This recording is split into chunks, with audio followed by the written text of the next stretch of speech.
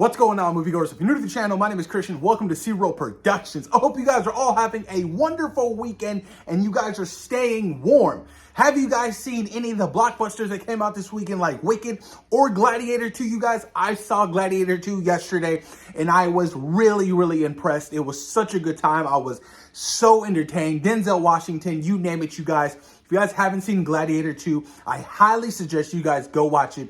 It is phenomenal. Watch the first one. If you haven't seen the first one, first of all, watch the first one. It is an all-time great. Then watch the sequel because it's essential to the story to know what his father was like in that original film, you guys. So good. Like I said, you guys, I highly recommend it. But we're going to be talking about some big scoops from Daniel RPK and other scoopers when we're talking Marvel Studios and one DC story as well, you guys. Now, this is coming from Daniel RPK. Apparently, Wolverine, Hugh Jackman's Wolverine, that is, you guys, will continue to play Wolverine after Secret Wars. After Secret Wars, you guys. Keep this in mind. Secret Wars doesn't release till what? Till 2027? If everything goes according to plan, it could get delayed to 2028. Who knows? We don't know how the world is going to look a year and a half or 2 years from now, you guys. But Hugh Jackman is already up there in age, you guys. And I don't know how much more his body can take being in that great of shape. When we saw him in Deadpool and Wolverine and that last sequence, you guys, and his costume exploded off and you just see his abs, it was insane. I was like, holy crap, this dude's like 50 years old and he looks incredible. Inspired me to work out, but, you know, I haven't got there yet. But I'm like, that must be so hard physically and physically demanding, you guys, at that age to maintain that look. And especially if Marvel Studios wants him to continue to play Wolverine after Secret Wars, leading into, Kevin Feige has already confirmed this, you guys, the new era of the Mutant Saga, which I cannot wait for. I'm excited. I personally wouldn't mind seeing Hugh Jackman continue playing the role. He loves it.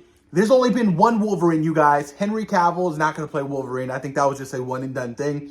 But Hugh Jackman as Wolverine has been perfect for the last 20 years. You know, Deadpool and Wolverine really established how great this character can be in the MCU. I mean, to see him in the iconic suits and all the cameo appearances from the different variants of Wolverine, I was like, absolutely. This is the Wolverine we've all been waiting for, you guys. And to see him continue to play this character past Secret Wars, leading into this rebooted X-Men, I am down. Why not? Give me Kelsey Grammer as Beast. Give me Channing Tatum as Gambit. I would love a version of the X-Men that are more leaning towards like the X-Men 97 group, right? They're a little bit more older and mature. You know, we've done like the whole teenage stuff with, you know, the recent X-Men films. It wasn't the greatest stuff. I don't want to see teenage X-Men, you guys. I want to see a full-blown, you know, adult, you know, Cyclops, Jean, Storm, you know, you name it. You know, First Class was great. They really did a wonderful job kind of doing the origin story of how the X-Men got together and Professor X and Magneto. But I want to see an adult versions of, you know, the X-Men in the Marvel Cinematic Universe, you guys. But it's exciting. I mean, why not? It's Hugh Jackman. It's Hugh Jackman, you guys. He was so perfect in Deadpool and Wolverine. It made me want to cry because I was like, this is beautiful. But the big question is, how do you handle a Wolverine PG-13? Now that we've seen Logan and Deadpool and Wolverine, that's the bar. That's the standard. I don't want to go anything below that anymore. I don't want to go back to PG-13. I don't. But in the Russo brothers, we trust because he will be appearing in Doomsday and Secret Wars, you guys, which is super exciting. But not only that, you guys, apparently Marvel Studios wants to develop a Deadpool and Wolverine 2, a Deadpool sequel. You guys, I don't know if it's needed. Now I get it. It's a brilliant idea. It's the highest grossing R-rated film of all time, you guys. Crossed, I think, $1.3, $1.4 billion at the box office. It was a big, massive film financially. And it was a great movie. I don't know if we need another one of those. I don't know if we do. And I don't know if I want one.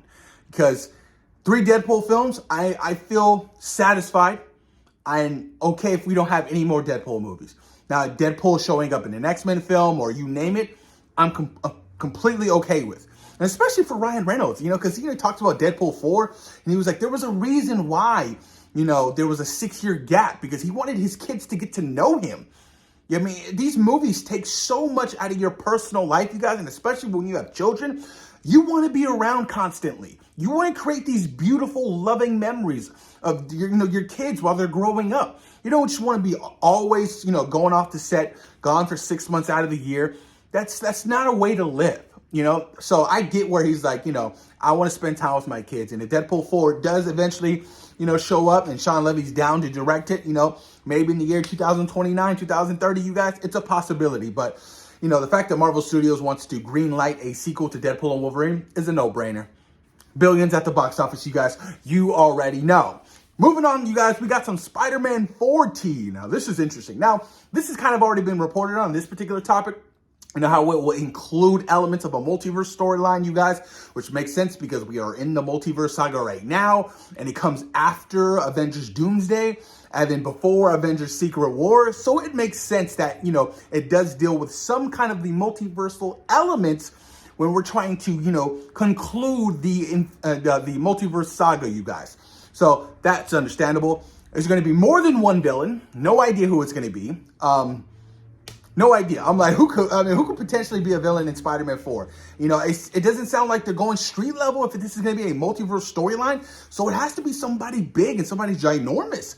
It could be Noel. That's a possibility. Now that he has, the black symbiote suit in, the MCU, that's a small possibility. I don't know, the whole rights with Sony, because Sony owns that particular property. They own Spider-Man. So I don't know if Noel can transfer over, but who knows, you guys? But the fact that we're getting multiple villains, look, they handled Spider-Man No Way Home great. It was like the Sinister Six, and it was perfect. It was beautiful, you guys. Seeing all those OGs return, the Green Goblin, Doc Ock, I felt so satisfied. I still, to this day, I love the scene where Doc Ock sees Peter, Tobey Maguire's Peter for the first time, and he's like, Peter, he's like, how are you? It was a moment of clarity, and it was a beautiful moment, and I was like, oh, I love it, you guys. Doc Ock's one of the greatest villains of all time. Spider-Man 2 is one of the greatest movies of all time, hands down. Moving on, you guys, they are currently going through rewrites for the script for Spider-Man 4, which makes all the sense in the world. The script is not done. So I'm like, yeah, of course they're going to be doing rewrites. They haven't even started shooting this movie yet. So it makes all the sense in the world. Take your time on the script. The script has to be great. If the script isn't great, the movie's not great. So whatever rewrites they have in plan for Spider-Man 4, keep doing it. Make the perfect Spider-Man movie, you guys. And moving on to the last topic about Spider-Man 4, apparently Marvel Studios and Sony, they're going to be shifting that Spider-Man 4 release date. So it won't drop in July 26, 2026, you guys. It's going to be a Christmas movie moving to December of 2026. December, you guys. Completely okay with that. Do you know why? Tom Holland's a busy man. He's shooting 3 movies next year, you guys. Spider-Man 4, his Nolan film, and Avengers Doomsday. The fact that all 3 of those movies were damn near so close to their release date made no sense. Spider-Man 4 coming out next to Christopher Nolan's next movie, you guys. Bad idea. So I like the fact that they're making time, they're pushing things around to really satisfy Tom Holland and make sure his career is set. I mean, you don't want to interfere with Christopher Nolan's next movie, especially if you look at that star-studded cast, you guys. Lupita Nyong'o, Robert Pattinson's apparently, Matt Damon, Zendaya. I'm like, yo, this movie is going to be ginormous.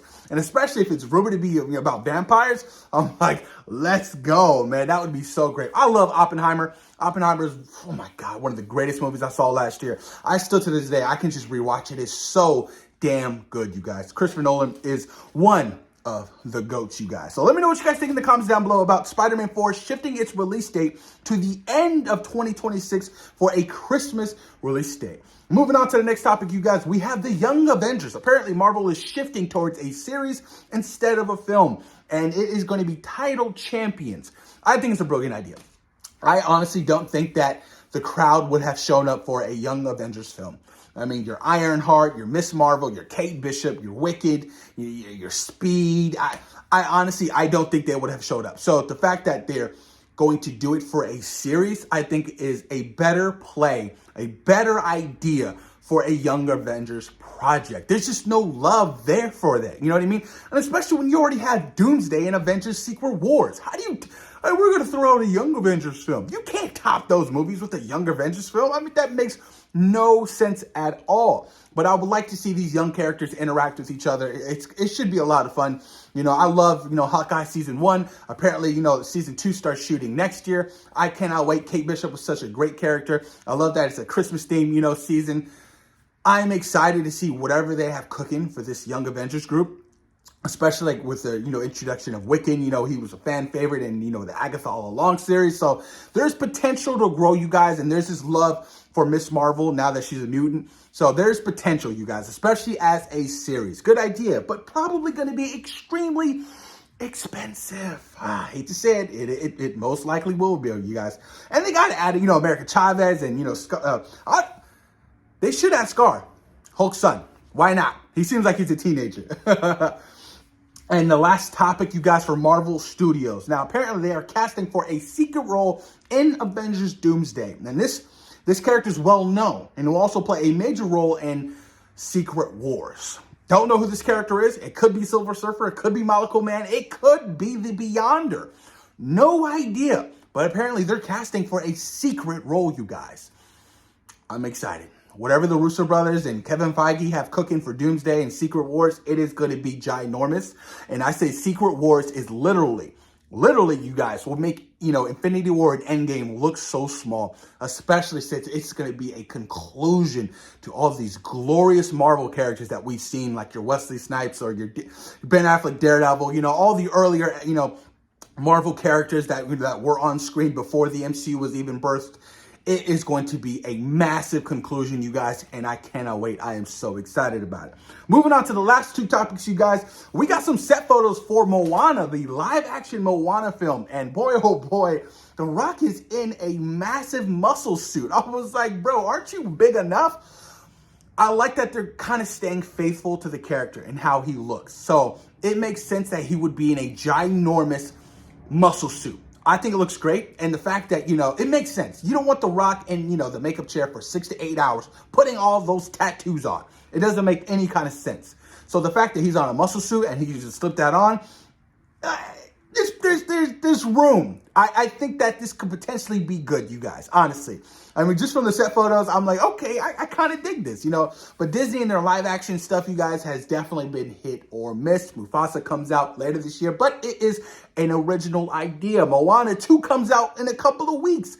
And the fact that they're already doing a, live action Moana film that is done filming, this should be interesting, you guys. And the last topic, you guys, Clayface is Let's go back. Clayface the movie is rumored to be going forward at DC Studios, you guys. And the script has already been written by Mike Flanagan, you guys. And they look to start shooting in spring of 2025. Clayface? A Batman villain, you guys? Interesting. I'm down. Whatever. Look at the Penguin. A highly successful show. A Batman villain, but different universe. Whatever James Gunn has cooking, I feel like there's a lot. There's a lot to go. There's a lot to be different from what Reeves is doing over in his universe, especially if it's more realistic, it's more grounded. You know what I mean? It doesn't deal with the super artificial, the supernatural elements and stuff like that.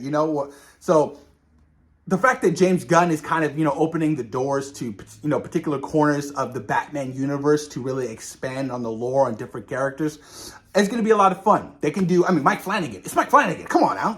Look, his resume speaks for itself, So if he's written the script and James Gunn has approved it, this could be really interesting.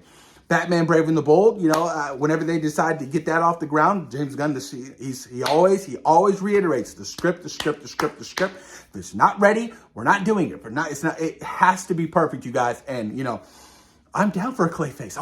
I've been wanting to see a live action Clayface for so long. Give it to me. And I'd rather see this massive, ginormous mud pile of clay in this particular DC universe other than Matt Reeves, because if it's going to be grounded in reality, it's just going to be a guy with a clay face and, he's just going to melt. And it's not going to be the Clayface we've known for the animated series and the comic books, you guys. So it could be to our benefit. But post your comments down below. Let me know what you guys think about today's topic. Spider-Man 4 shifting its release date. Clayface coming out. I want to know. Post your comments down below. And, of course, thank you guys for taking time out of your day for watching C-Roll Productions. Peace.